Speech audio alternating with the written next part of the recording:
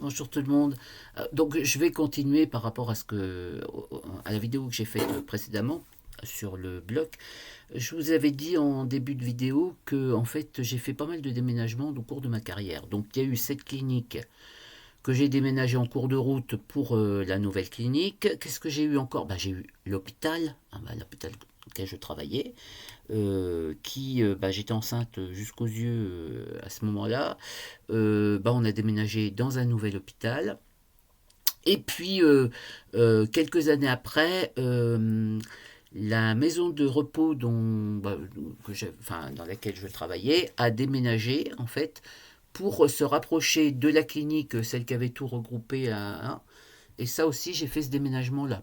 Donc, en fait, au cours de ma carrière, j'ai déménagé 3 fois des différents hôpitaux, cliniques ou maisons de repos. Enfin bon, voilà, c'était assez particulier parce qu'il faut tout anticiper, hein, faut tout noter, faut tout, comment dire, faut que tout soit étiqueté, faut voilà pour que tout soit bien remis dans les nouveaux lieux, etc. Je crois que le pire ça a été évidemment l'hôpital parce que là ça a été vraiment très très, il fallait continuer la continuité des soins par rapport donc au déménagement, parce que dans la fameuse clinique là où j'étais au bloc, on avait arrêté d'opérer, etc. Il y avait eu aussi un arrêt des interventions pour pouvoir transférer les patients, etc. Mais dans l'hôpital, ça s'arrêtait pas, hein. Il a fallu continuer. À un moment donné, d'ailleurs, on s'était même retrouvé avec des patients d'un côté, des patients de l'autre. Enfin, c'était assez compliqué. Bref, tout ça pour dire que, voilà, donc dans ma carrière, j'ai fait des déménagements, hein.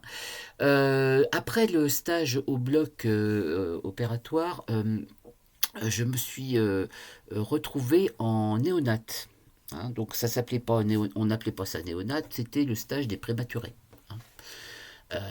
Les prémas quand j'ai fait mon stage, c'était un bâtiment qui était annexe à l'hôpital, hein, parce que c'était un hôpital qui était très éclaté avant qu'on déménage et que tout soit regroupé. Un hôpital qui était extrêmement éclaté, hein. Il y avait donc un hôpital, enfin un truc central. Il y avait un hôpital où il y avait des personnes âgées, mais il y avait les prémas et la pédiatrie. Le labo, il était dans un autre endroit. C'était vraiment très très très éclaté. Il y avait beaucoup de circulation, tout ça. Donc là, pour les prémas, ils étaient dans ce fameux hôpital annexe dans lequel il y avait pas mal de personnes âgées, hein. J'avais fait mon stage en gériatrie dont je vous avais déjà parlé. Eh bien là, c'était dans le même lieu en fait. Donc à côté bien sûr. Et le stage au préma, alors j'avais été mise en garde par mes collègues qui m'avaient dit attention Simone, c'est l'horreur là-dedans. Les gens sont, enfin les infirmières, tout ça, c'est vraiment horrible. Elles sont méchantes, elles sont ceci, elles sont cela. Oh mon Dieu, je sais pas, c'est pas possible. Je sais pas comment je vais faire parce que moi j'étais très, enfin, surtout, je vous avais expliqué, hein, par rapport à la pédiatrie, ça avait été difficile. J'avais très mal vécu mon stage. Moi qui voulais devenir puéricultrice, mais là, ça m'avait complètement passé. Alors, je dis, oh là là, les prématurés, ça va être terrible. Et donc, j'avais été aussi donc convoquée à nouveau par notre chère directrice, parce que en fait, elle avait fait toute sa carrière en tant que puéricultrice, enfin entre autres, hein, avant d'être monitrice et directrice. Et donc, les prémas, ça lui tenait vraiment à cœur. Donc, contrairement, alors ça, c'est un truc aussi que auquel j'ai repensé par la suite, contrairement à ce qu'on fait actuellement, c'est-à-dire on fait des objectifs de stage, on essaye de travailler sur des choses en amont, etc. À cette époque-là, on te laissait un peu là-bas comme je te pousse, hein, et des objectifs, on n'en faisait pas, en fait, hein. On en faisait comme ça, à l'arrache, hein, quand tu rencontrais la surveillante, comme on disait, et puis tu dis, bah voilà, moi j'aimerais ça, ça, ça. Là, la directrice m'a convoqué pour que je fasse des objectifs de stage.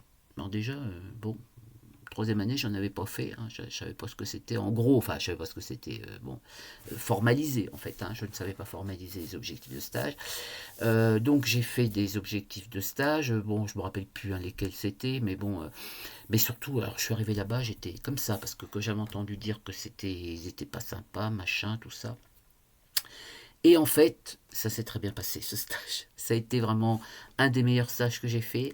C'est vrai que ça n'a pas été facile au niveau du travail parce que c'était des tout petits bouts de bébé, hein, minuscules.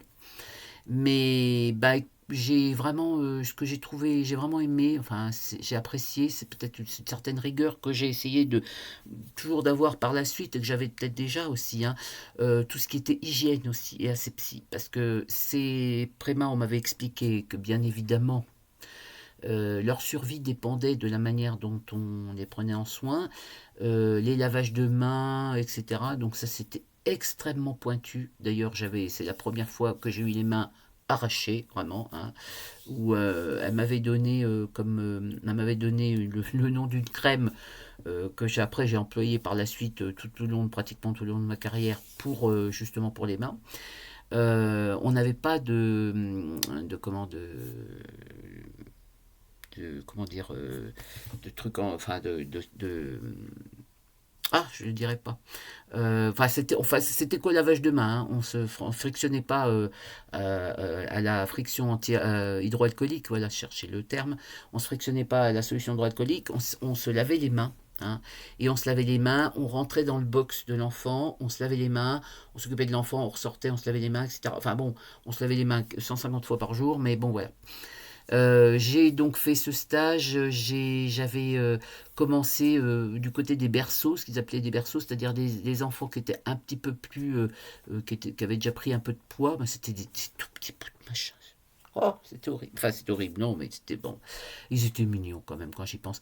Alors, les parents ne pouvaient pas rentrer comme ils rentrent maintenant, parce que là, récemment, j'ai entendu parler d'une histoire horrible, comme quoi des parents donc en service de néonat, il y avait un enfant, un enfant d'une autre fratrie, hein, qui s'est amusé à prendre un bébé et puis qui l'a tué. Enfin, ça m'a vraiment. Je me suis dit, mais ils étaient où là? Parce que bon, quand moi j'ai fait mon stage, bah, de toute façon, même les parents ils avaient le droit de rentrer. La personne avait le droit de rentrer. Enfin, ils rentraient, mais sous certaines conditions. Et c'était que les parents, ni la fratrie, ni quoi que ce soit. Et c'était habillé avec des casaques. Enfin, je vous dis pas, même nous aussi, en plus, hein, moi, l'élève infirmière, quand je rentrais dans le box, et ben, d'abord déjà, donc je vous dis, j'avais un lavabo, se laver les mains, tout ça. Je mettais le masque, la charlotte, enfin j'avais déjà mon bonnet, mais bon, je rajoutais, il m'avait fait enlever le bonnet, il me mettait une charlotte, la casaque, voilà, et donc c'était vraiment très très très pointu. Et bon, tout le temps que j'y suis allé, il n'y avait pas eu de soucis particuliers. Bon, c'est pareil aussi au niveau euh, tout ce qui est pansement, etc., des seringues, etc., tout était à usage unique, hein. Il n'y avait rien qui était... non, là, c'était pas, il n'y avait pas de blague, hein. Les gamins, on y faisait très très attention. Et alors là, j'ai vu, puisque je ne l'ai pas fait, puisque j'étais encore qu'élève infirmière, mais j'avais des infirmières donc, qui étaient assez jeunes, hein, qui avaient peut-être 3 4 ans de plus que moi, qui étaient diplômées, et qui m'ont montré comment ponctionner au niveau épicrânien, parce qu'on piquait les enfants avec des épicrâniennes, hein. Bon, ça m'avait beaucoup impressionné, ça. Voilà. Donc, les fameuses aiguilles épicrâniennes, bah, ça s'appelle parce que justement, on piquait dans le crâne des enfants, on piquait dans les veines qui étaient visibles. Alors, elle m'avait expliqué, l'infirmière que je suivais assez. Elle dit, tu piques, tu sais pas si c'est une artère ou une veine, hein. Donc, tu piques, si tu vois que ça devient blanc, c'est que c'est une artère, donc tu enlèves, et tu reprends une autre aiguille et tu piques dans un autre truc. Et puis là, si c'est une veine, et ben voilà, ça devient pas blanc et tu peux injecter. C'est horrible. Je dis c'était horrible, mais non. Donc, effectivement, ce stage, ça a été quand même vraiment très bien. En plus, j'ai eu une très bonne note. Enfin, je me suis bien entendu avec l'équipe parce que j'étais très rigoureuse. Je pense que c'est ça qui m'avait bien dit. J'ai vraiment suivi de façon à la lettre, hein, la rigueur qu'il me demandait parce que je comprenais que c'était important.